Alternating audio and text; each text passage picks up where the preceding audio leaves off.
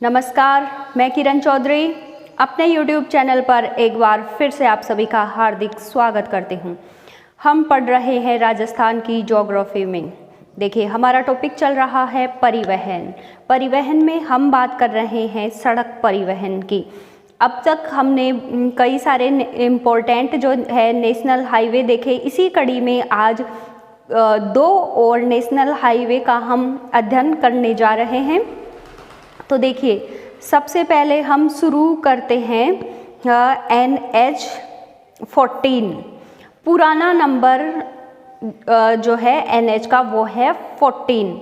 ये देखिए, सबसे पहले पुराने, जैसे पिछले वीडियो में अब तक हमने नेशनल हाईवे को देखा, उसी हिसाब से इसको भी देखेंगे। पहले पुराने नंबर को देखेंगे और फिर हम उस नेशनल हाईवे को जो नए नंबर दिए हैं उनका अध्ययन करेंगे। हम ऐसा क्यों कर रहे हैं?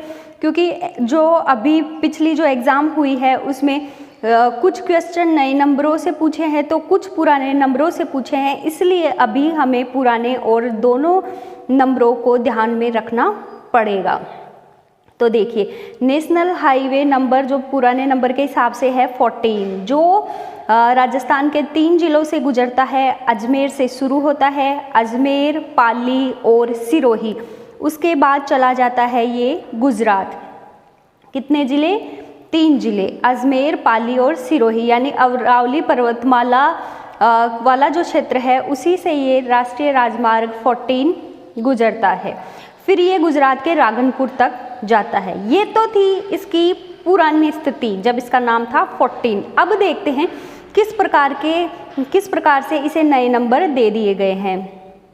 तो देखिए, अजमेर से शुरू हो रहा था ये, अब अजमेर से ये चला गया, अजमेर से निकल कर के ये पाली में चला जाता है। ठीक है, पाली के बर तक इसको नया नंबर दे दिया गया है 25, यानी 2 जिलों में फैला हुआ है राष्ट्रीय राजमार्ग 25 अजमेर, और फिर पाली के बर तक इसको नया नाम दे दिया गया है राष्ट्रीय राजमार्ग 25। उसके बाद देखिए पाली, और फिर पाली से ये आ गया सिरोही तक इसको नया नंबर दे दिया गया है 165, 158। ठीक है, फिर सिरोही जिले में इसको नया नंबर दे दिया गया है राष्ट्रीय राजमार्ग 62, यानी जो पुराना NH14 था उसे 3 नए नंबरों में डिवाइड कर दिया गया। तो सबसे पहले तो ये ध्यान देखो, क्वेश्चन किस तरीके से बनेंगे, क्या क्या फैक्ट याद रखने हैं अपन को कि राष्ट्रीय राजमार्ग कौन से जिलों में फैला है, तो अजमेर, पाली और सिरोही 3 जिले। अरावली पर्वतमाला के ये सहारे है। ठीक है, इसके बाद इसे कौन से 3 नए नंबरों में विभाजित कर दिया गया, तो अपन को ध्यान रखना है 25, 165 और 62। 25, 165 और 62 शुरू होता है अजमेर से पाली के बर तक इसको नंबर दिया गया है 25, और पाली के बर से सिरोही तक इसे नंबर दिया गया है 165, और सिरोही में इसे नया नंबर दिया गया है 62, आबू रोड तक। ठीक है, और ये जो राष्ट्रीय राजमार्ग 14 है ना, इसी पर जो स्वर्णिम गलियारा है ना, नॉर्थ ईस्ट कॉरिडोर है, वो इसी राष्ट्रीय राजमार्ग 14 पर है। तो ध्यान रखना कि राजस्थान का कौन सा राष्ट्रीय राजमार्ग है जिस पर नॉर्थ ईस्ट कॉरिडोर स्वर्णिम परियोजना संचालित है, तो आपको ध्यान रखना है 14 के ऊपर। ठीक है, और जो स्वर्णिम गलियारा योजना है ना, जो इस 14 के ऊपर है, वो NH27 है। थोड़ा सा ध्यान रखना कि 14 के ऊपर जो स्वर्णिम गलियारा योजना है, उस स्वर्णिम गलियारा योजना जो सड़क मार्ग है, उस सड़क मार्ग का नंबर कितना है? NH27। ठीक है, और ये देखिए यहाँ तक तो इसका नंबर 62 है, लेकिन 62 के बाद इसका नंबर 14 ही है।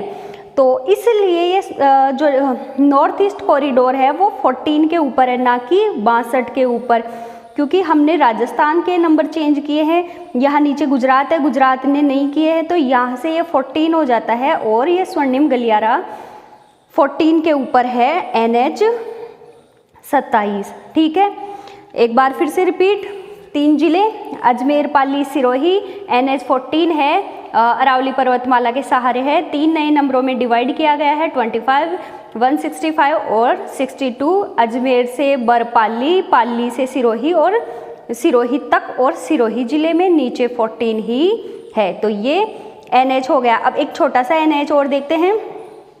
ये देखिए, ये अपना NH है, पुराना नंबर 3। ये कौन सा जिला है आपका?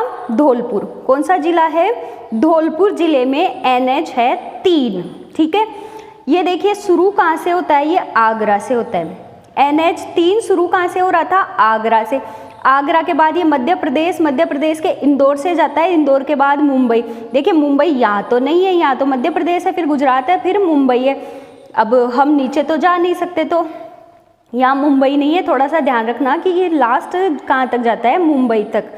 आगरा, इंदौर और मुंबई, इस तरीके से ये राष्ट्रीय राजमार्ग 3 गुजरता था। अब हमने इसको धौलपुर में नया नंबर क्या दे दिया? राष्ट्रीय राजमार्ग 44। कितना नंबर दे दिया? धौलपुर से गुजरता है राष्ट्रीय राजमार्ग। छोटा सा राष्ट्रीय राजमार्ग है जो राजस्थान से, जिसका थोड़ा सा हिस्सा गुजरता है, वो राष्ट्रीय राजमार्ग है 44। 3 का नया नंबर जो आगरा, इंदौर से होते हुए मुंबई के लिए जाता है। तो देखिए आज के वीडियो में बस इतना ही। छोटे से हमने पढ़े हैं, इम्पोर्टेंट है, थोड़ी खिचड़ियाँ बनने के चांसेज हैं, इसलिए मैं थोड़े छोटे छोटे टुकड़ों में पढ़ा रही हूँ। थोड़ा सा कुछ व्यस्त होने की वजह से मैं लंबा नहीं ले पा रही हूँ, फिर भी छोटा सा वीडियो बनाया ताकि हमारी जो एक कंटिन्यूटी में जो चल रहे हैं वो ना टूटे। और ये वैसे भी थोड़ा खिचड़ी बनने वाला टॉपिक है, इसलिए भी मैंने छोटा लेने की कोशिश शुरुआत से ही इस टॉपिक में की थी।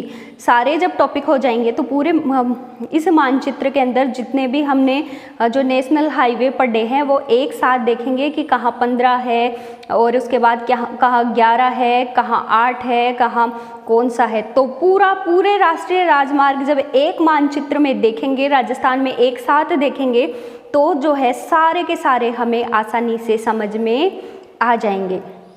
तो बस ये जो नेशनल हाईवेज हैं, क्वेश्चन बहुत सारे आते हैं एग्ज़ाम में। आप पिछले क्वेश्चन पेपर को उठा करके देखिए, वो हम जो है आराम से समझ जाएंगे बहुत अच्छे से। धीरे धीरे चलते हुए, कहते हैं कि मंजिल तक जो तेज़ भागते हैं ना वो नहीं पहुंचते, मंजिल उनको मिलती है जो धीरे धीरे चलते हैं लेकिन रेगुलर चलते हैं, रुकते नहीं।